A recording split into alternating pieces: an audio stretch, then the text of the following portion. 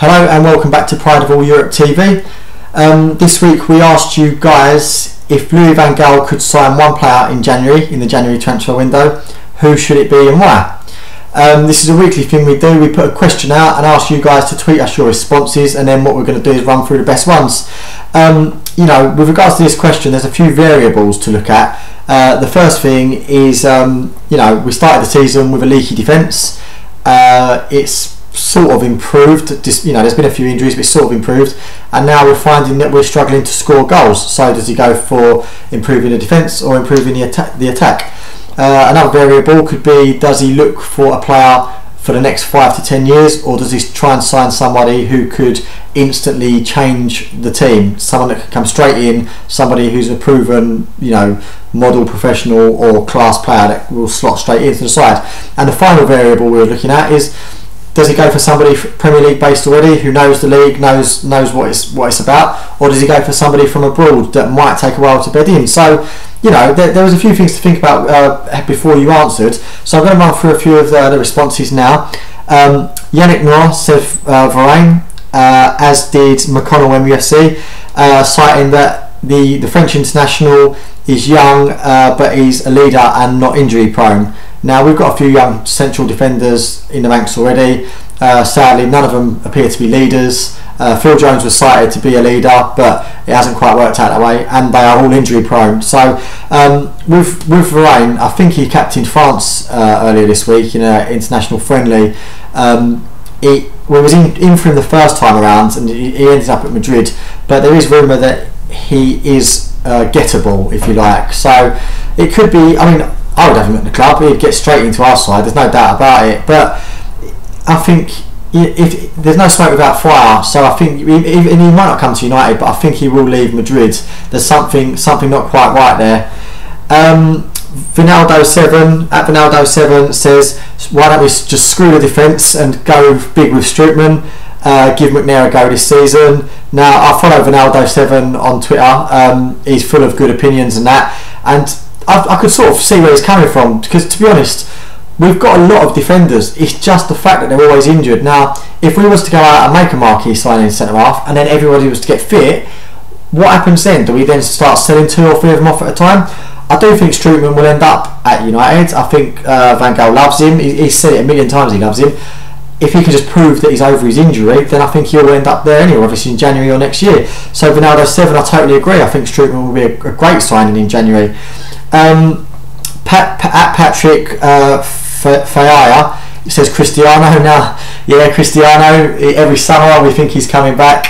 I don't really think it's going to happen. He's done his time at United. What a great player. He's going to go down as the greatest player the club's ever had, one of the greatest players of all time. I'd love to see him back in red, but I don't think it's going to happen. Moving on to that James Boyer, he says Ryan Shawcross. He goes on to say he won't get injured, and he's like Vidic. He's a Vidic style nutcase, and it won't be too expensive. Now, I've got 2 points to that. Shawcross, he does know the club, he knows the Premier League, and he does all right. But I don't know. I don't know if it's I'm being a bit picky, but I don't rate him. I think if he was that good, he'd be playing for England already, because if you look at the first choice England centre halves, Gary Cahill, Phil Jagielka, they're rubbish. They are rubbish. And if Shawcross can't get in ahead of them, it don't really say too much for him. Now, I'm going to probably get a mention in my ear in a minute that he's actually playing for Ireland now, or something, like you're Irish or something, like Vinnie Jones was Welsh or whatever, So if that's the case, then I apologise for my lack of knowledge. But with Shawcross, I wouldn't go down that route. I don't think he's very good at all. But I can see the attraction, because he's in the Premier League and he's a tough tackling defender. I think we've got to set our sights a little higher, and you've mentioned he's not too expensive, but I think in this instance money should be no object. We've already spunked about 200-250 million in the summer, so what's another 30 or 40 million on a centre half, John versus Food has come back with Hummels or Thiago Silva, both leaders and both world class. Again, I think we're on the right tracks with those type of players.